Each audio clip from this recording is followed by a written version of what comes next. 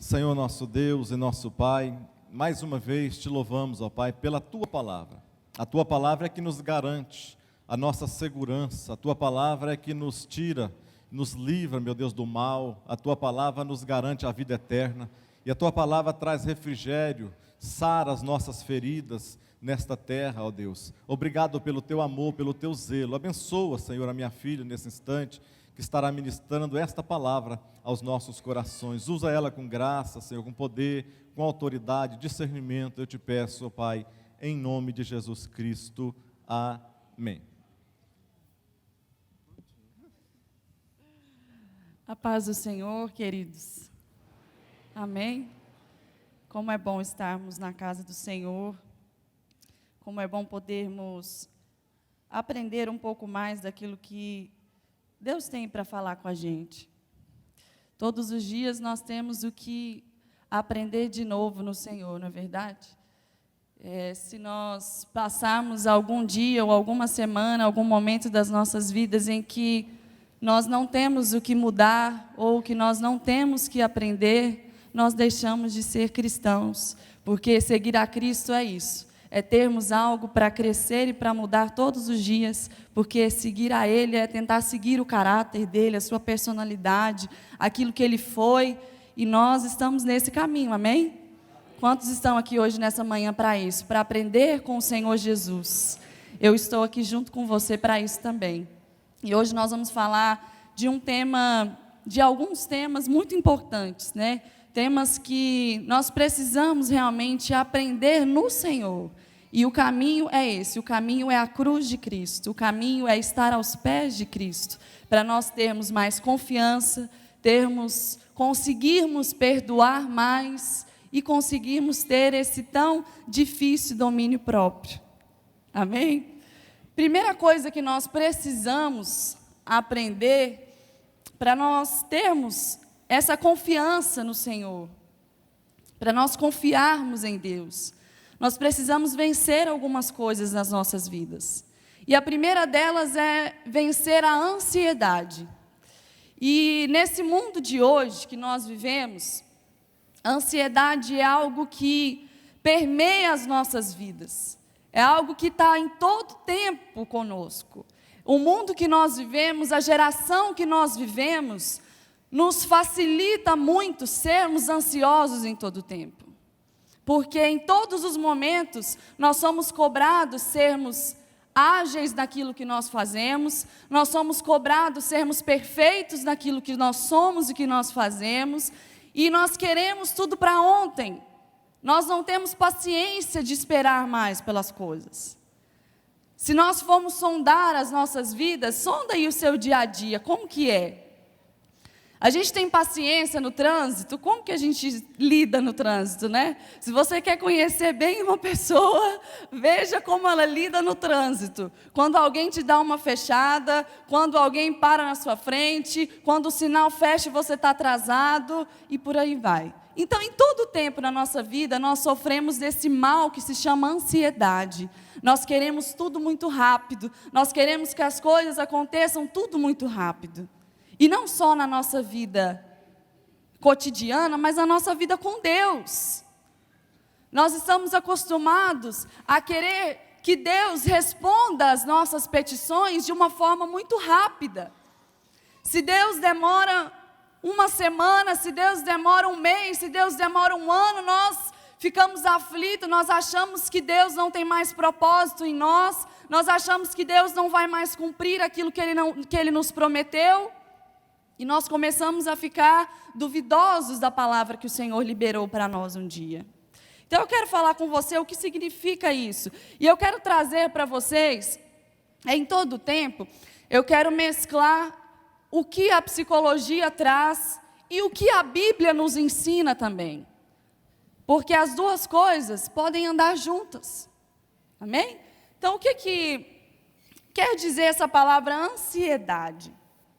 Ansiedade, do latim, como está escrito aí para vocês, ó, significa apertar, sufocar, atormentar. No dicionário, se você procurar, você vai encontrar várias definições, como quem sofre pela espera, pessoa inquieta, aflita, desejo contínuo de certo objeto, de obter algo, perturbação do espírito causada pela incerteza, e podem trazer desconfortos físicos e desconfortos psíquicos, que eu vou mostrar para vocês daqui um pouco. Mas vale lembrar, queridos, que a ansiedade, dependendo do nível e do grau que nós sentimos, ela é um sentimento que nos faz produzir. É um sentimento que nos faz avançar em um grau e um nível baixo, desde que ela não te acorrente, desde que ela não vire ou torne uma situação um monstro para você. Eu vou mostrar isso para você daqui a pouco. Mas ela, em um grau pequeno, ela te faz movimentar, ela te faz ir para frente, ela te faz querer alcançar coisas novas, ela te faz quebrar paradigmas, empecilhos. Então a gente precisa de um pouquinho dela, porque senão a gente fica parado, mas em um nível que a gente consiga lidar. Coloquei algumas frases ali que definem a ansiedade para nós. A ansiedade, ela não esvazia o amanhã do seu sofrimento. Olha isso. Ela esvazia o hoje do seu poder. Então, na verdade, uma pessoa que ela é ansiosa por natureza, ela pensa que, na verdade, quando ela está pensando, está atordoada, pensando e pensando e pensando e sofrendo, ela acha que ela vai tirar o sofrimento do amanhã, que ela vai resolver alguma coisa sofrendo aqui hoje. Mas, na verdade, nós deixamos de ver que a gente está tirando o poder de agirmos da maneira correta hoje. É ser crucificado entre dois ladrões. O do remorso em relação ao passado e o da preocupação quanto ao futuro.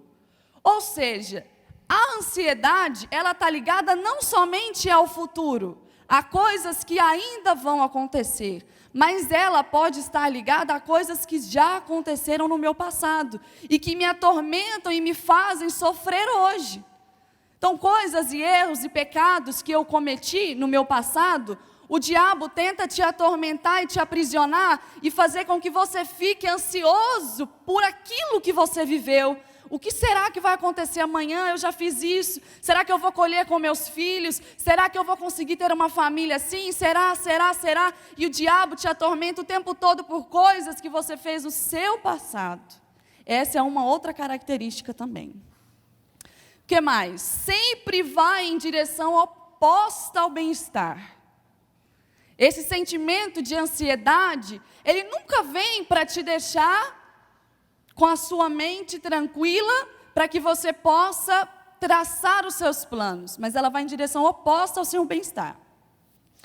A pessoa ansiosa, uma característica de uma pessoa ansiosa está aí, ela só vê o que pode dar errado e nunca o que pode dar certo. Você já viu aquelas pessoas assim, não pode encontrar uma situação às vezes difícil, que a gente vai ter situações difíceis em todo o tempo da nossa vida, não é verdade? Deus não nos priva das nossas aflições. Mas existem pessoas que só veem o lado negativo.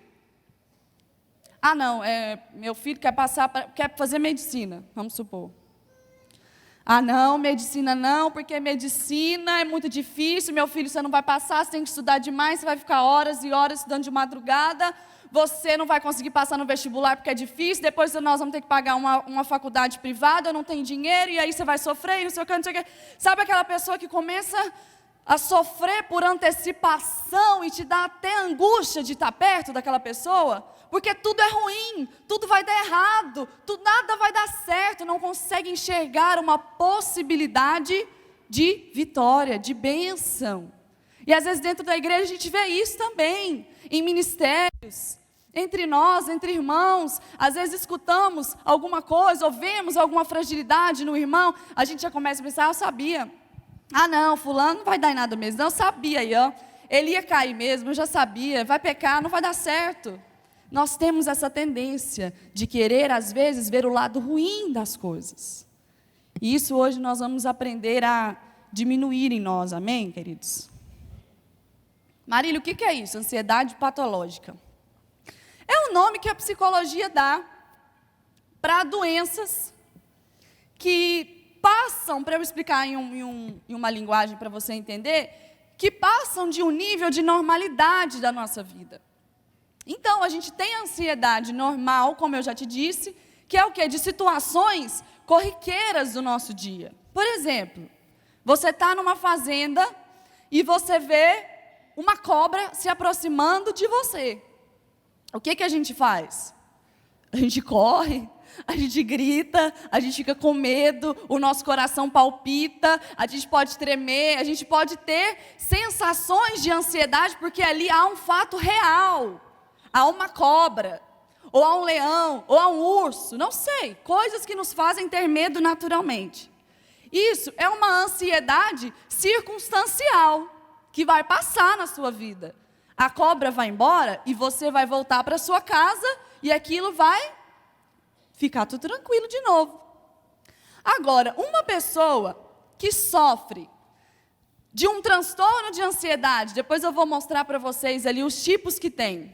Uma fobia, que se chama fobia específica, que a fobia é um medo exacerbado de algo específico. Então, por exemplo, medo de cobra. A pessoa tem fobia de cobra. Se essa pessoa encontra esse medo real, que junta com aquela fobia que ela tem, as reações daquela pessoa não vão ser iguais às suas que não têm fobia. Ela pode simplesmente paralisar perante aquela cobra. Ela pode não conseguir correr, não conseguir gritar, ela vai paralisar. Aquele medo tão grande que ela tem, vai fazer com que ela se paralise. E aí isso vai continuar na vida dela, não vai passar. Ela vai continuar morrendo de medo da cobra. Ela vai chegar aqui na igreja, vai ficar olhando debaixo do banco se não tem cobra. Ela vai no shopping, vai achar que tem cobra. Entendem a diferença, queridos? Amém? É isso. Essa é a diferença, então, de uma ansiedade normal de uma patológica. O que significa, então, nós não andarmos ansiosos? Não andar ansioso não significa você desprezar as suas necessidades. Ah, não, então eu não vou ser ansioso, então eu não tenho que preocupar com aquilo que eu preciso, com as necessidades físicas, as necessidades da minha casa, as necessidades do meu corpo. Não, não é isso.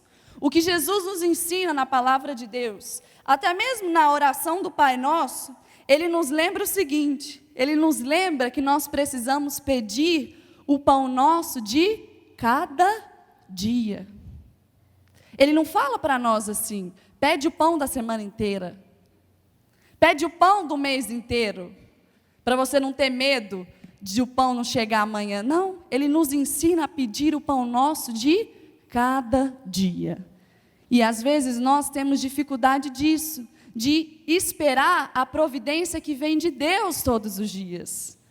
Nós, se pudéssemos, queríamos fazer um estoque das providências de Deus, não é verdade? Senhor, me dá de hoje, a de amanhã, de depois, da semana toda, para eu não ter que sofrer, não ter que orar de novo e não ter que esperar mais um dia.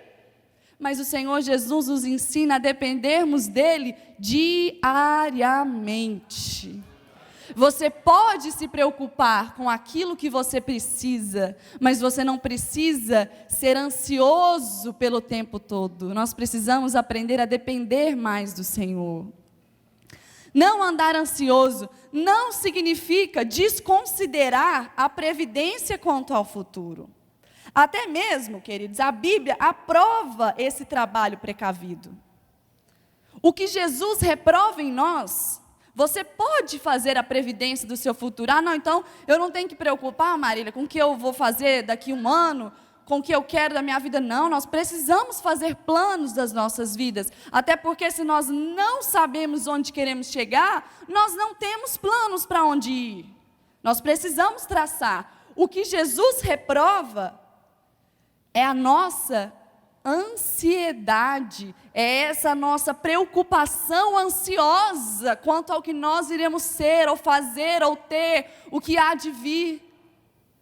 Ele quer nos encorajar a viver sobre o seu cuidado. Eu coloquei aqui para ler para você, 1 Pedro 5,7. Se você está anotando aí, coloque essa referência bíblica, porque ela é algo que nós devemos ler todos os dias. Todos os dias de manhã nós devíamos dizer isso, lançando sobre Ele toda a vossa ansiedade, porque Ele tem cuidado de vós. Se nós acreditarmos nisso e vivermos isso aqui todos os dias, nós não temos por que ficarmos com essa preocupação ansiosa quanto ao nosso amanhã, porque nós sabemos que está na única mão que pode, de fato, mudar alguma coisa da nossa vida. Não significa abstrair as dificuldades. Não ficar ansioso não significa você não enxergar os problemas. Não significa você não ver as dificuldades. Lá em Mateus 6,30, Deus, embora ele vista a erva do campo, lá no versículo 30, Ele não impede que a erva do campo seja cortada e queimada. Ele não nos isenta das nossas dificuldades. Jesus, Ele cuida de nós, assim como Ele cuida dos lírios, como Ele cuida da erva do campo. Mas Ele não nos impede de passarmos por lutas, atribulações e dificuldades. Sabe qual é a diferença? A diferença de uma pessoa que é ansiosa, de uma pessoa que não confia no Senhor, e uma pessoa que é confiante, não é a ausência de adversidade, dificuldade, mas é como eu passo por elas. É como eu as vejo. Quando se apresenta uma dificuldade diante de nós, nós temos duas visões o tempo todo. Nós podemos enxergar isso como algo que eu posso melhorar, e que eu posso crescer, e que eu posso mudar, que eu posso amadurecer em Deus, ou eu posso enxergar nisso um obstáculo para me fazer parar. E quantas vezes a gente se paralisa diante das dificuldades que aparecem diante de nós? Nós queremos simplesmente andar por caminhos livres, livres de pedras, livres de tropeços, livres de quedas, mas não é isso que a Bíblia nos ensina, não é isso que Jesus nos mostrou quando Ele caminhou aqui. Ele nos mostrou que nós vamos andar, mas de repente vai ter uma pedra e você vai tropeçar e vai cair, mas Ele vai estar ali, vai pegar na sua mão, vai te levantar, levanta e vamos andar de novo, porque eu aqui estou do seu lado, se você cair eu te levanto. Você aprende com essa pedra, não tropeça nela de novo ali na frente. É isso que significa caminhar com Jesus. Glória a Deus. E quais são esses efeitos nocivos da ansiedade? Olha que imagem legal. Não se identifiquem, por favor. A ansiedade, ela não nos prepara para lutar. Ela simplesmente nos enfraquece. Ela não nos capacita a vencer, ela nos derrota. A ansiedade, além dela ser inútil, ela é prejudicial porque ela nos leva a nós nos ocuparmos de problemas que ainda nem estão acontecendo e a gente está sofrendo. E olha isso, esse dado estatístico, que está comprovado que mais de 70% dos assuntos que nos deixam ansiosos, gente, nunca vão acontecer. 70% daquilo que a gente sofre antecipadamente não vai acontecer. Por que a gente sofre tanto assim? Se a gente pegasse isso, esse 70% que a gente sofre, e a gente colocasse e focasse em como vencermos, nós seríamos muito mais vitoriosos. Não é verdade? Ao invés de a gente ficar perdendo tempo, sofrendo, lamentando, remoendo, se a gente pegasse e canalizasse isso, para que nós pudéssemos, como eu posso vencer, eu teria muito mais possibilidade de vitória diante de mim. A ansiedade, ela antecipa problemas fictícios e nos leva a sofrer por eles, como se eles já estivessem acontecendo. E uma coisa, eu não coloquei aí, mas para mim, é a mais pesada, é a pior de todas as consequências. Quando nós não confiamos no Senhor, nós nos preocupamos. Quando nós ficamos ansiosos, nós deixamos de confiar em Deus. Esse é a pior de todas as consequências. Nós deixamos de confiar nele e passamos a nos preocupar. E confiança e preocupação são dois sentimentos que não podem ocupar o mesmo lugar no nosso coração. Não tem jeito de confiarmos e preocuparmos, entregarmos e tomarmos o controle. Ou a gente decide entregar, ou a gente decide tomar. Aqui eu quero só ler para vocês rapidamente alguns sintomas físicos que uma pessoa que sofre dessa ansiedade que ela pode sentir. Eu vou ler só alguns. Alguns que são normais, que você às vezes já até sentiu. Falta de ar ou respiração ofegante. Sabe quando você está muito ansioso por alguma coisa vai acontecer? Aquela respiração ofegante, ansioso, dá tremedeira, dá um aperto no peito, dá dor de barriga. Você rói as unhas. Você treme. Roer as unhas, eu conheço várias pessoas que roem as unhas. A palpitação no coração, você fica irritado, você fica fadigado, há uma tensão muscular, há uma fala muito rápida. Já viu uma pessoa ansiosa, gente, conversar? Gente, o tanto que é, até você fica assim, a sua respiração fica ofegante, porque a pessoa conversa tão rápido. Não, porque não sei o que, porque amanhã não vou. Você nem entende, fala, calma, respira, vamos conversar de novo. Então, é uma característica de uma pessoa muito ansiosa, fala rápido demais, rápido, rápido. Outra coisa, dificuldade de dormir. A pessoa dorme poucas horas durante a noite, ou ela tem dificuldade de pegar no sono. Você já viu quando você está ansioso, você tem dificuldade de dormir? Está pensando em alguma coisa, uma dívida, algo que você tem que fazer no outro dia, é difícil pegar no sono. Essa é uma característica. E outra que não está aí, mas estava lá naquela figurinha anterior, que eu queria te dizer que acontece muito, é que muitas pessoas descontam na comida.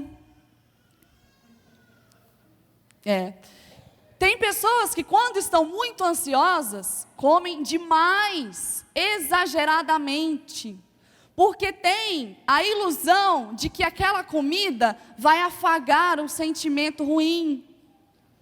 Existem pessoas que têm uma dependência emocional tão grande da comida, que ela não consegue. Eu estou triste, eu preciso comer. Eu estou ansioso, eu preciso comer. Eu estou alegre, eu preciso comer. Eu estou feliz, eu quero comer. Eu quero comemorar, eu quero comer. Eu levei um fora, eu quero comer. Tudo é a comida. Tudo é a comida. Então nós precisamos ter cuidado. A comida precisa ser algo bom para nós e não uma dependência emocional. Porque senão você vai ter uma luta com a balança a vida inteira. E às vezes, e tem pessoas, é raro, uma porcentagem muito pequena. Eu sou assim, quando eu estou muito ansiosa eu não consigo comer. Me falta o apetite. Então tem os dois extremos. Tem pessoas que não comem nada e tem pessoas que comem exageradamente. Tem alguns sintomas que são emocionais. Nervosismo, dificuldade de concentração, preocupação, medo constante de alguma situação. Sensação de que algo ruim vai acontecer o tempo todo, descontrole sobre os seus pensamentos e por aí vai. Quero dar um alerta para você.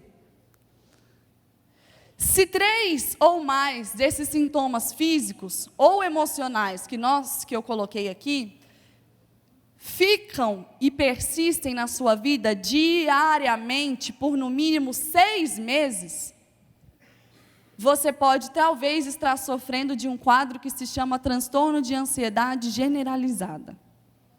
E eu convido você a procurar um psicólogo, um psiquiatra, a você pedir ajudas também. Você precisa da primeira ajuda do Senhor na sua vida. Mas se já está num grau muito crítico, eu quero te dizer que não é vergonhoso você ir ao psicólogo, você não está em pecado na sua vida, você não é menor do que os outros, você não é menos espiritual do que os outros, você é simplesmente um ser humano, imperfeito como eu, e que precisa de ajuda de alguém. Não é? Quando você está sofrendo, você está com problema de coração, você procura o quê? Você procura o pastor ou você procura o cardiologista? O cardiologista. Por que quando nós temos problemas de ordem emocionais, nós temos tanta vergonha de procurar um médico da alma, das emoções, um psiquiatra, um psicólogo? Queridos, não tenha vergonha. Deus colocou os psicólogos e os psiquiatras para ser bênção nas nossas vidas.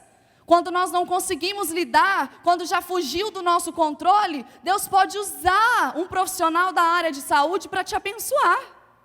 Amém? Amém. Então, existem alguns transtornos de ansiedade. Eu não vou falar de todos. Esse transtorno de ansiedade generalizada, que é um dos mais comuns, ele é geral, como o nome já disse. Não existe algo específico. É o tempo todo, a pessoa fica ansiosa o tempo todo por qualquer situação, sejam elas de qualquer ordem. Podem ser emocionais, podem ser de trabalho, podem ser por animais, enfim, não tem uma causa específica. Você é ansioso o tempo todo por qualquer coisa, porque você é assim. Você é ansioso, mas você vai sair daqui diferente hoje, em nome de Jesus. Tem a fobia específica que eu já falei. A fobia social, ela é muito comum também. As pessoas têm medo, por exemplo, de falar em público. Se eu tivesse uma fobia social, por exemplo, para falar aqui, nós todos ficamos nervosos e ansiosos, né? Todos. Mas se eu sofresse de uma fobia social, eu ia chegar aqui e olhar para alguns irmãos, às vezes estão conversando, às vezes estão sorrindo, às vezes estão sérios, e eu iria achar que aquela pessoa está rindo de mim. Aquela pessoa ali está com cara feia porque ela não gosta de mim. Não, aquele ali está debochando de mim.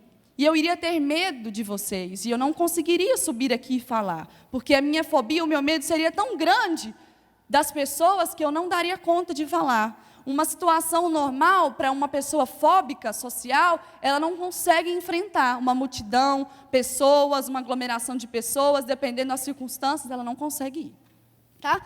Depois vocês leem transtorno de pânico, agorafobia, transtorno de ansiedade de separação, que acontece muito em crianças, medo de ficar longe dos pais, medo dos pais não voltarem, para vocês verem o quanto o nosso mundo está complicado, que até as nossas crianças sofrem de ansiedade, porque está tudo muito acelerado, tudo muito difícil, até os nossos filhos sofrem por isso. E um que vocês conhecem muito é o TOC, transtorno obsessivo compulsivo. A base dele é uma ansiedade muito grande. O que a ansiedade nos faz? Ela nos faz criar um problema que não existe. E eu quero citar para você, na Bíblia, para você ver na palavra de Deus, que até aqueles que andavam com Jesus sofriam. Lá em Mateus 14, 26, quando Jesus anda sobre as águas e os discípulos estão no barco,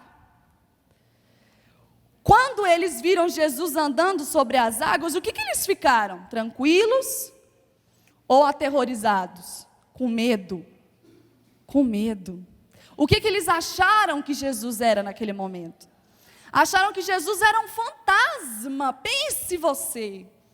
Você está diante de Jesus e o seu medo é tão grande, o terror e o pavor que sonda o seu coração é tão grande, a ponto de você pensar que Jesus é um fantasma. Será que esses discípulos estavam tranquilos ou eles estavam muito ansiosos e com medo? Para vocês verem o que a ansiedade, a falta de confiança no Senhor nos faz. Até os discípulos confundiram Jesus com um fantasma. A ansiedade nos faz ampliar as dificuldades e reduzir a nossa capacidade de avaliação.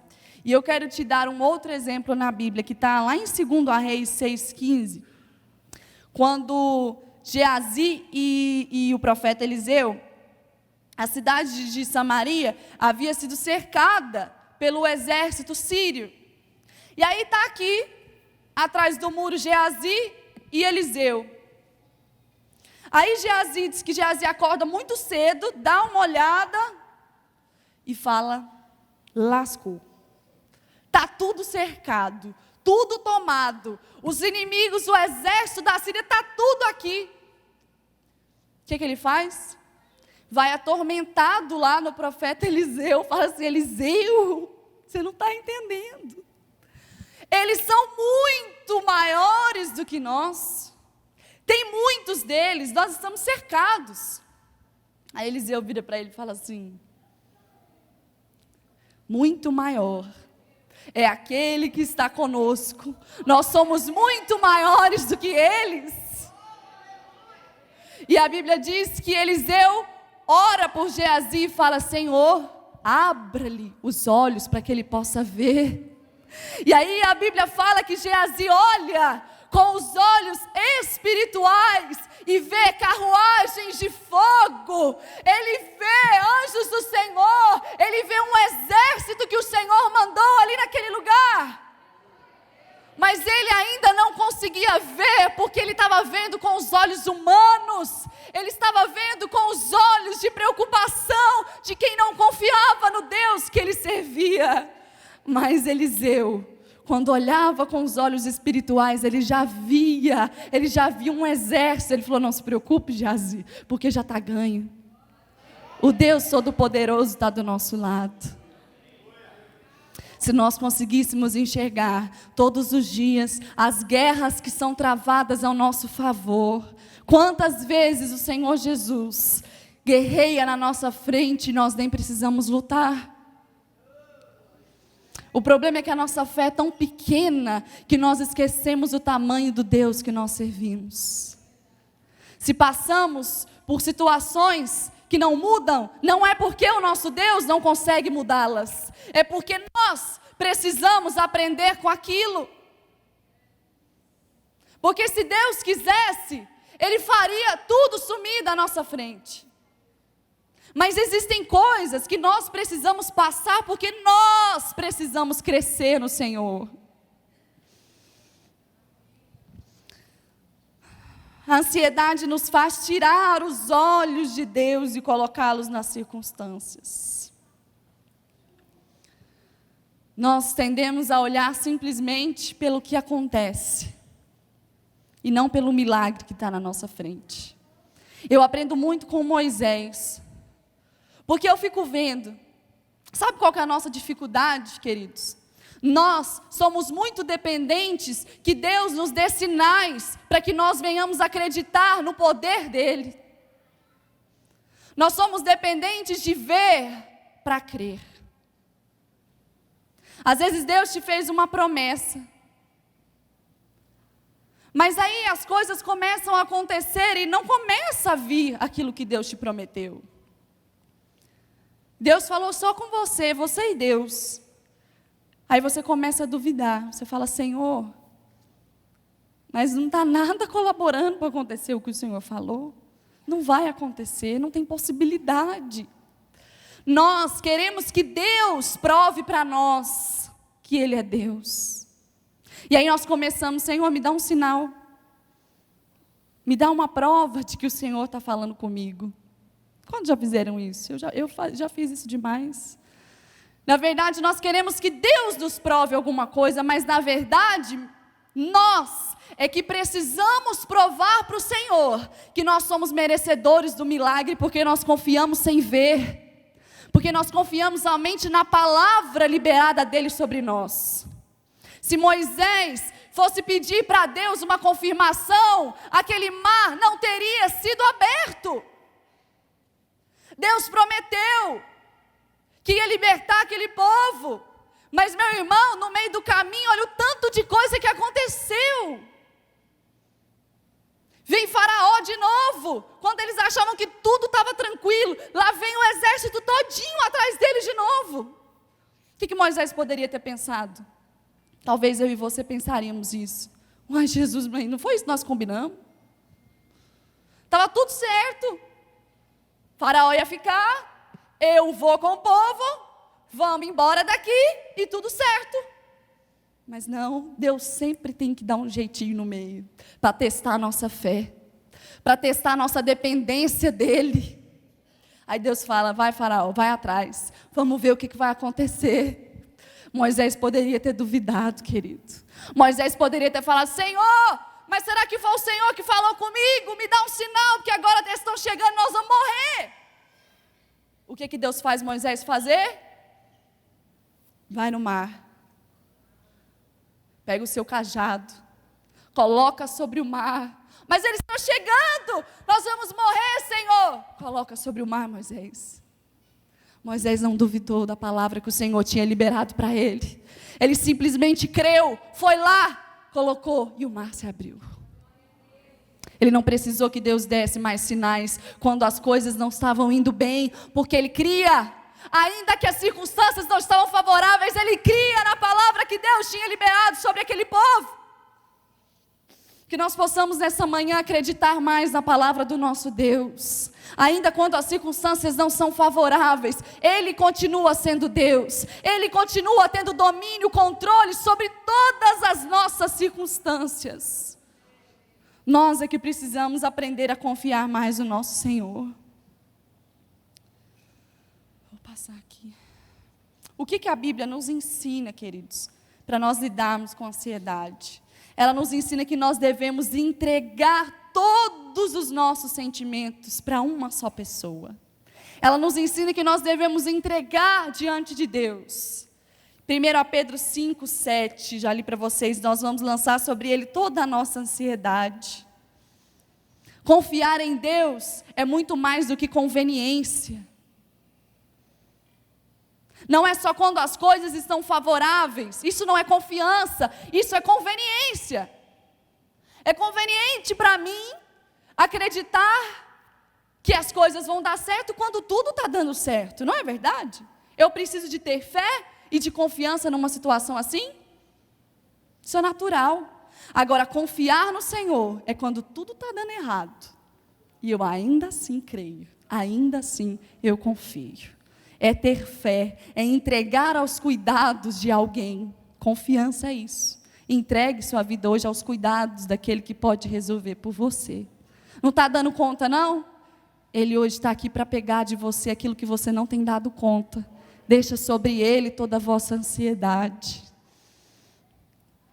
Falar detalhadamente das nossas petições. Lá em Filipenses 4:6 diz: não andeis ansiosos de coisa alguma, em tudo, porém, sejam conhecidas de quem? De Deus. É do seu irmão? É de Deus. O nosso problema é que nós falamos demais para o irmão e não falamos tanto para Deus. Ele é o único que pode resolver. Sejam conhecidas do seu Deus todas as suas ansiedades. Todas as suas necessidades, todas as suas petições, pela oração e pela súplica com ações de graça. Se nós orarmos mais, nós vamos ter mais vitórias. Nada irá nos faltar, é isso que a Bíblia nos ensina. Olha só, Mateus 6:25. Por isso vos digo, não andeis ansiosos pela vossa vida, quanto ao que haveis de comer ou de beber, nem pelo vosso corpo, quanto ao haveis de vestir. Não é a vida mais do que o alimento, e o corpo mais do que as vestes? Observai as aves do céu, não semeiam, não colhem, nem ajuntam em celeiros, contudo, vosso Pai Celestial as sustenta. Porventura não valeis vós mais do que as aves? Devemos pensar corretamente. Filipenses 4:8 diz que tudo que é verdadeiro, tudo que é honesto, tudo que é justo, tudo que é puro, tudo que é amável, tudo que é de boa fama, se há alguma virtude, se há algum louvor, nisso pensais. Não deixe o seu pensamento para os pensamentos ansiosos e sofredores que o diabo tenta nos lançar todos os dias. Encha sua mente das coisas que vêm do alto. Encha sua mente de louvores e cânticos ao Senhor, de orações, de palavras que venham edificar o seu espírito. É isso que deve permear a nossa mente. Amém? E prosseguir para o alvo, assim como Paulo. Paulo também teve suas adversidades, mas eu coloquei ali, Paulo, o apóstolo Paulo, venceu esses roubadores de alegria. Sabe por quê?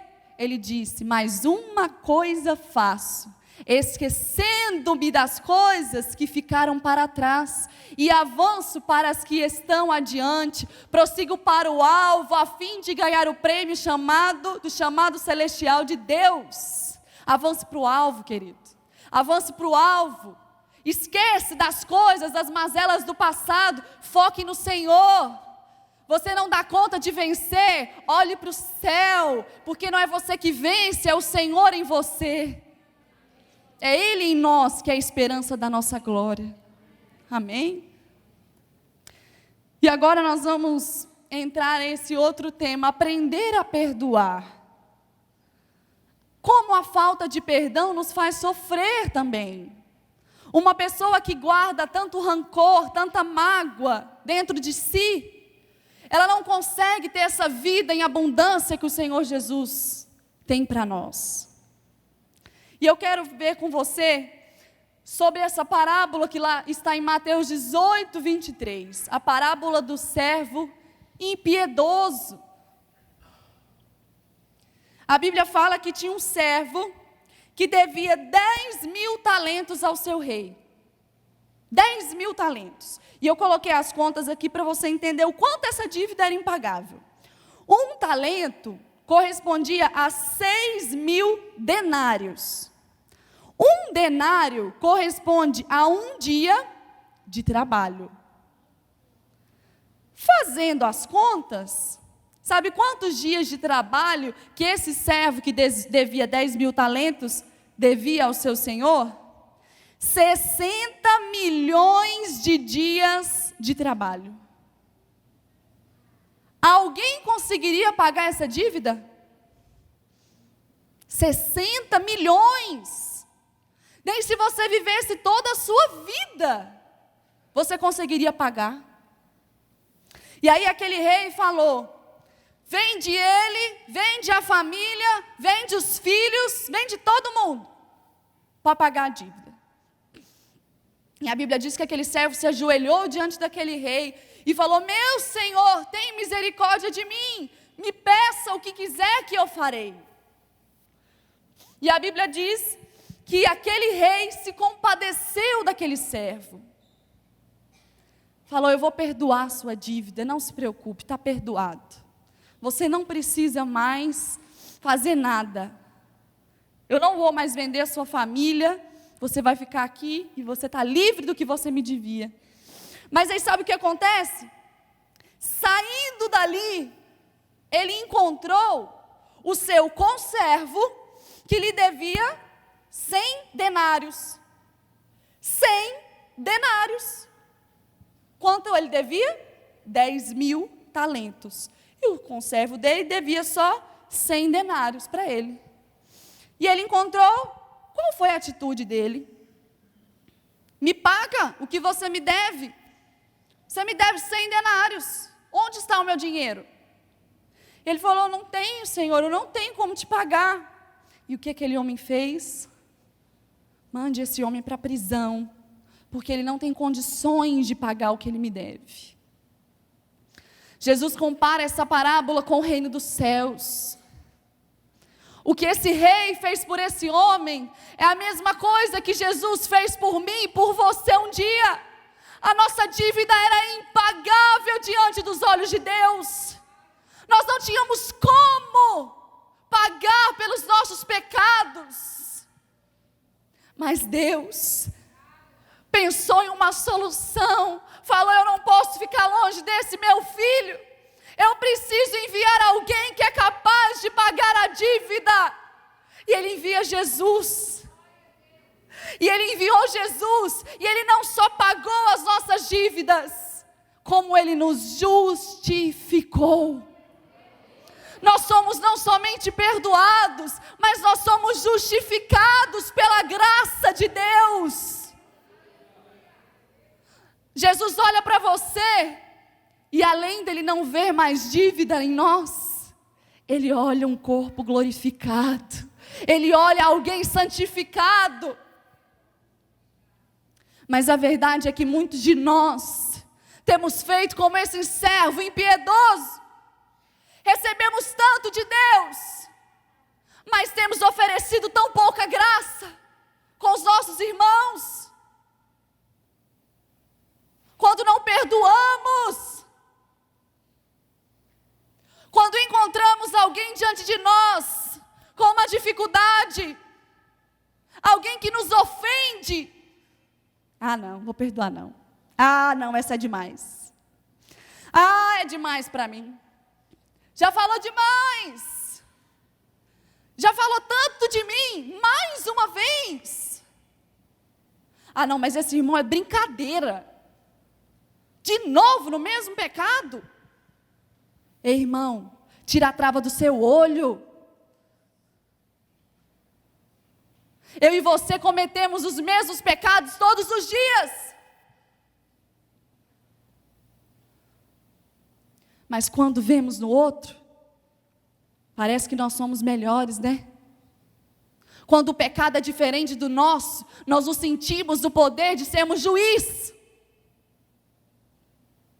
Quem somos eu e você para não liberarmos perdão sobre a vida do nosso irmão? Quem somos eu e você para não perdoarmos aquilo que nos já foi perdoado há muitos anos?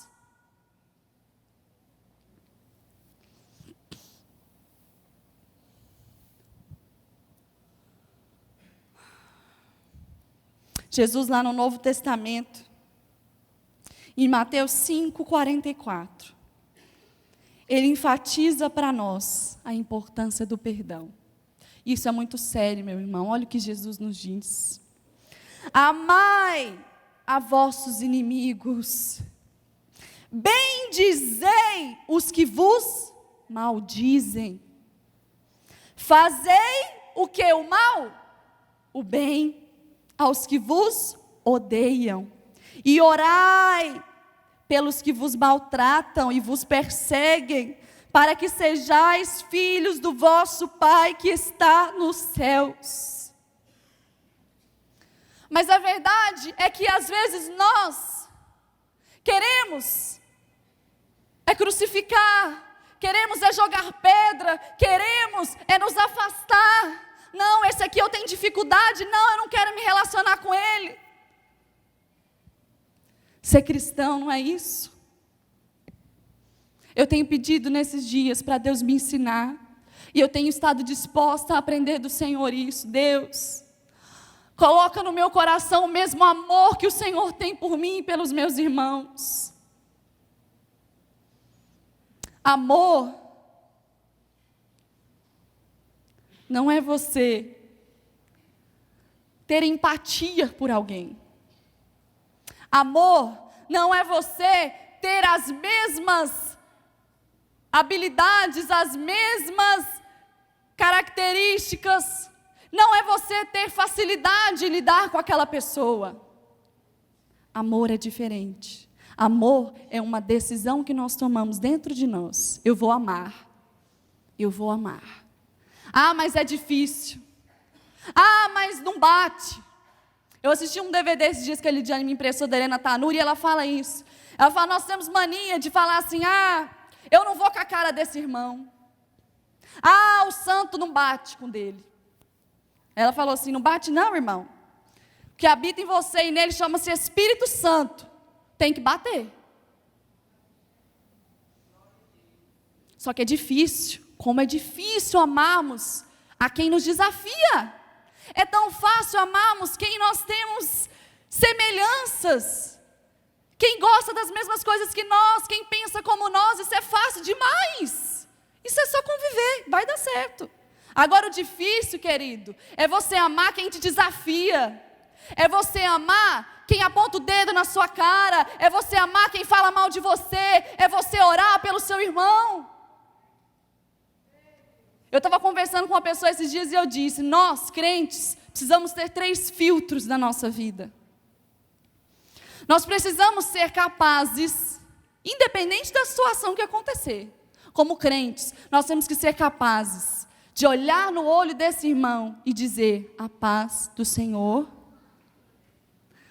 Nós temos que ser capazes de trocar o cálice da ceia com ele, porque se você não tem coragem e não consegue dentro do seu coração trocar o cálice,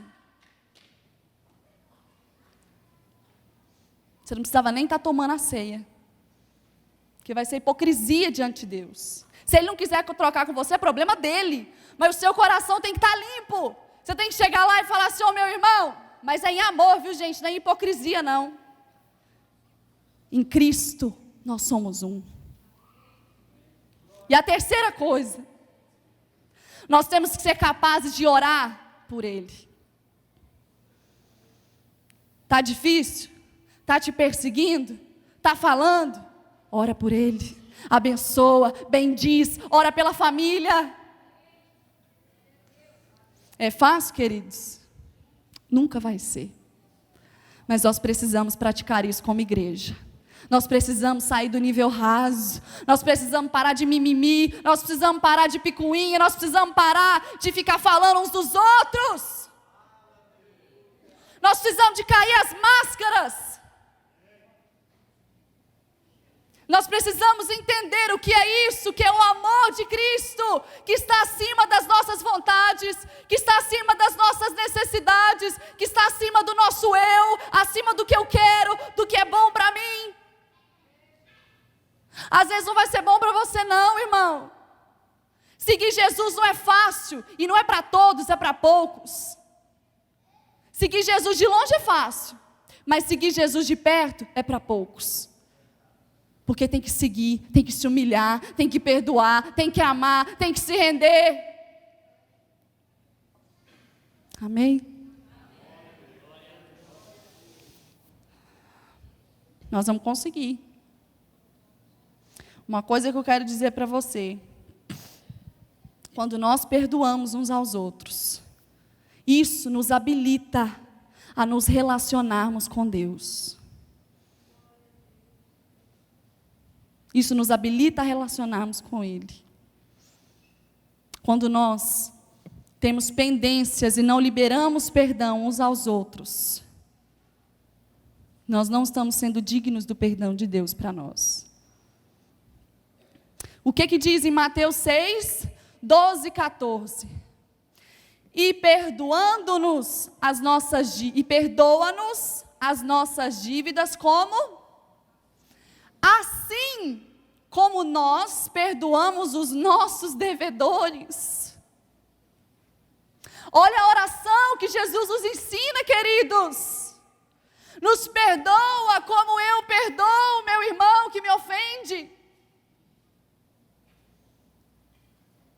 Porque, o que tem ali depois do porquê?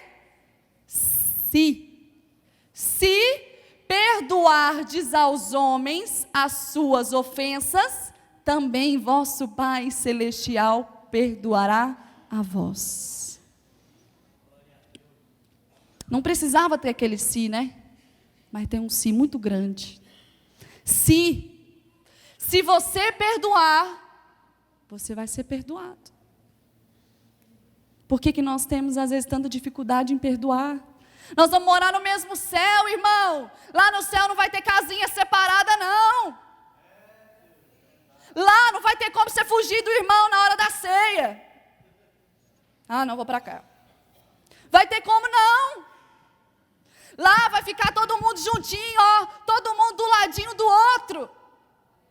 Lá não vai ter jeito de você entrar numa porta e o irmão sair pela outra. Conserta aqui. Vamos viver em paz aqui. Porque no céu, nós vamos ter que ficar tudo junto e misturado. Glória a Deus. Amém. Eu vou ter que correr aqui, porque para variar eu falo demais.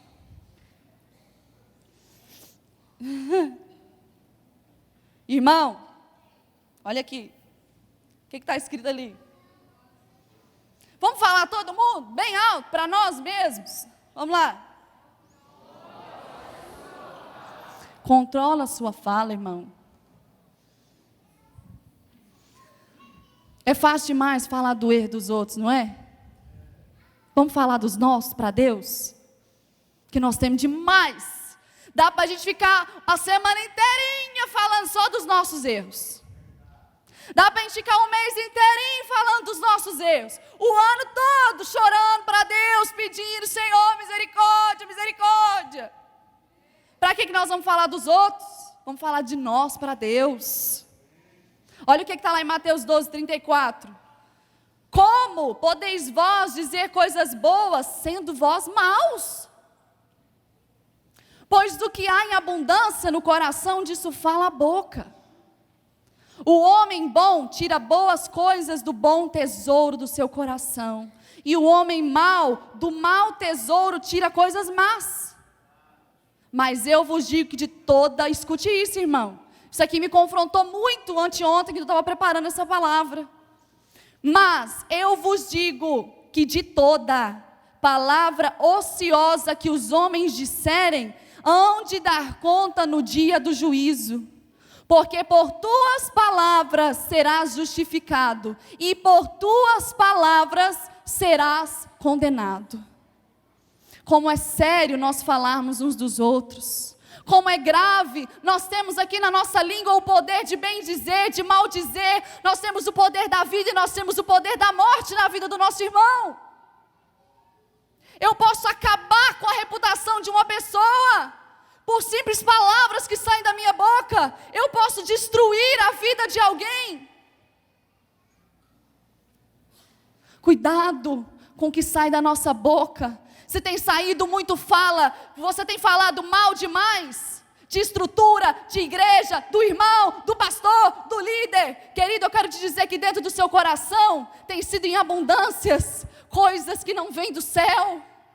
Porque se dentro de nós há abundância do amor do Senhor, da sua graça, da sua perfeição, da sua unção, se nós estamos em comunhão com Ele, não há como transbordarmos bexericos, fofocas, inveja, não tem jeito.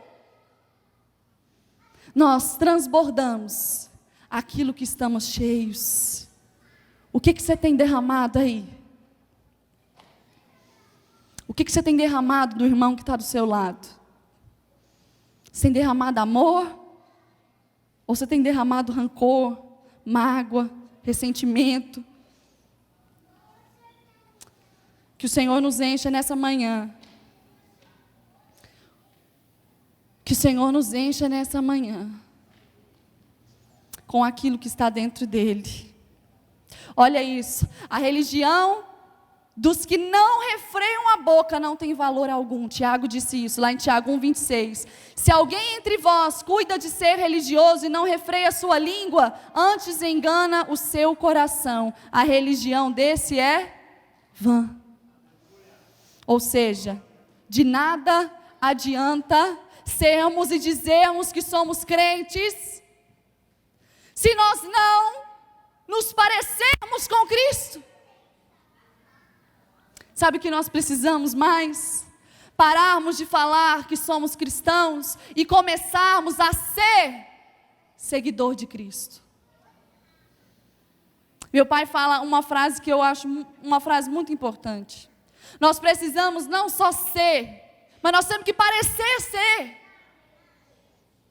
As pessoas têm que olhar para nós, elas têm que ver coisas de Cristo em nós. E não é só aqui dentro da igreja não, porque aqui é fácil demais. É na nossa casa, é com os nossos familiares, são com os nossos companheiros de ministérios, são com os nossos amigos, é com o nosso próximo. Sabe por que Jesus manda você amar o próximo como você mesmo? Porque amar o próximo é difícil, porque você está tão próximo que você vê as fraquezas dele. Você está tão próximo que você é capaz de enxergar todos os defeitos dele. Mas é por isso que Jesus manda você amar é o próximo, não é o que está longe. Porque o que está longe é fácil, quem você não convive é fácil de amar. Você não vê fraqueza, dificuldade, defeito, é fácil. Mas é difícil amar aqui, quem você convive todo dia. É difícil você exercer o caráter de Cristo com quem sabe as suas fraquezas também. Mas é por isso que nós precisamos segui-lo de perto. Porque só assim nós vamos conseguir a glória que vem dele. Fique de pé aí no seu lugar. Lá em Provérbios, Salomão nos dá tantos conselhos. Depois você leia, pegue o livro de Provérbios e leia. Ele diz em Provérbios 11:12: o que despreza o seu próximo carece de entendimento, mas o homem entendido se mantém calado. A resposta branda desvia o furor, lá em Provérbios 15. Mas a palavra dura suscita a ira. A língua dos sábios adorna a sabedoria, mas a boca dos tolos derrama a estultice.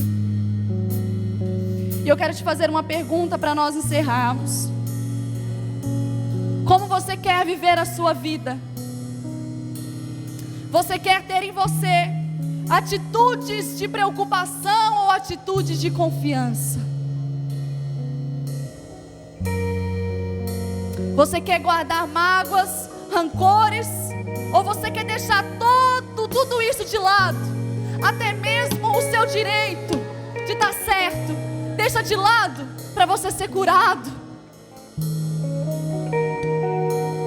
Para a gente ser curado, a gente precisa estar aos pés da cruz, reconhecer aqui os nossos erros, dar nome para os nossos sentimentos e para os nossos pecados diante do Senhor.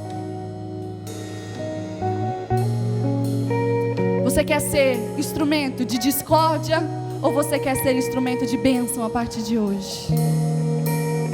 Quero te convidar a confiar nesse Deus a partir de hoje, acima de todas as coisas, acima de todas as adversidades que você passar. Confie e entregue ao Senhor.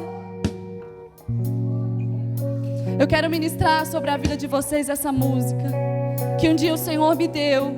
Eu não sou uma compositora, eu não sou daquelas que tem várias músicas, eu tenho 3 músicas. Mas essa música, Confio em Ti, foi uma música muito especial para mim. Foi a primeira música que Deus me deu e eu nunca tinha feito música nenhuma. E eu orava e falava: Deus, eu quero que o Senhor me dê uma música. Eu não quero sentar e escrever coisas que são bonitas ou que vão ficar melodicamente bonitas. E eu pedia isso para Deus. Eu quero coisas que vêm do seu coração, eu quero cantar verdades. Só que, queridos, quando nós pedimos isso para Deus, o Senhor nos possibilita passarmos por situações para que aquilo seja de fato verdade para nós. Quantos conhecem o testemunho dessa música Confio em Ti? Eu já contei aqui na igreja algumas vezes. Quantos conhecem? Levanta sua mão. Muitos não conhecem. Quando Deus me deu essa música, foram 2 momentos diferentes. Eu não terminei essa música assim, sentei no sofá e fiz. Primeiro momento foi quando Deus cobrava que eu tivesse um filho. Esse que está correndo aqui, ó. Deus me cobrava um filho. Deus falava comigo: Daniel, chegou a hora, é o momento. E nós: mas não é agora, Jesus. Não está do jeito que a gente queria.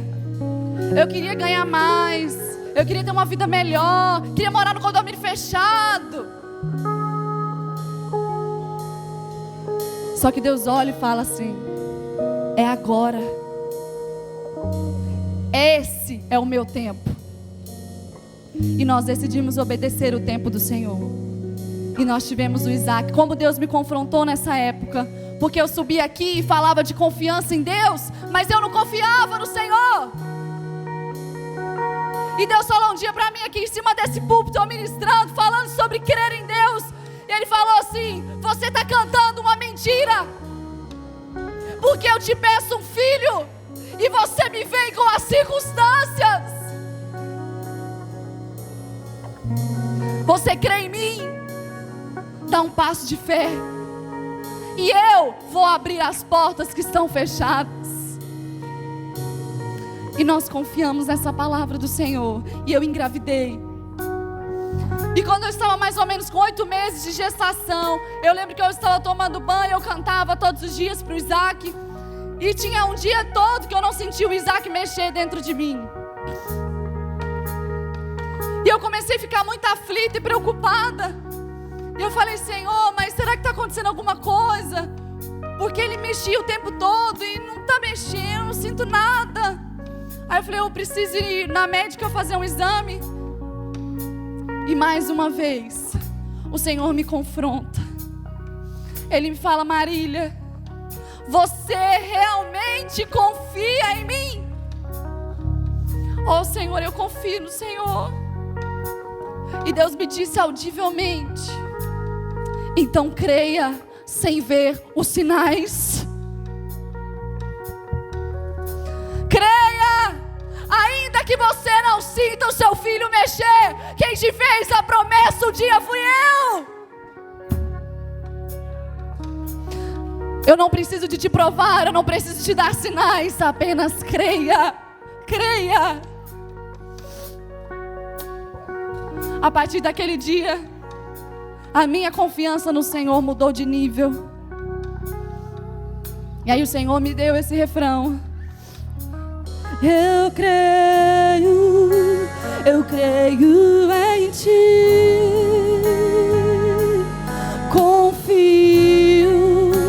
Confio em ti. Descanso só em ti. Confiarei em tuas mãos. Confiarei. Mas as adversidades não acabaram. O Isaac nasceu. Deus fez a promessa que Ele abriria portas que estavam fechadas. E Deus queria mudar mais o nível da minha confiança com Ele. E começaram a surgir problemas. E passamos algumas dificuldades de ordem financeira naquela época. E a gente olhava e falava: Senhor, mas o Senhor prometeu que ia abrir porta, que não nos ia faltar nada. E tinha dia que faltava muita coisa. E Deus mais uma vez: confia, descansa. Deus, mas provisão não chegou. Que dia que vai chegar? Deus falou: eu não sei, mas você quer me adorar mesmo assim? Você quer me adorar ainda que o mar não se abra na sua vida? Você ainda assim me ama acima das dificuldades? Eu falei: eu amo. Ainda que eu não saiba o dia que essa provisão vai chegar, eu ainda assim decido te adorar e te amar. E veio a terceira parte dessa música. E mesmo se o mar não se abrir, eu sei que eu tenho o melhor pra mim. Sem ver as tuas mãos, eu confio em ti. Oh, mesmo se o mar não se abrir, eu sei que eu tenho o melhor pra mim.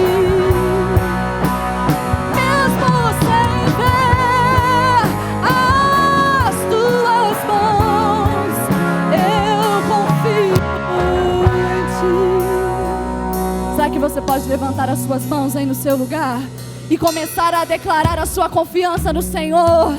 Diga: Deus, eu confio no Senhor. Ah, eu creio em ti.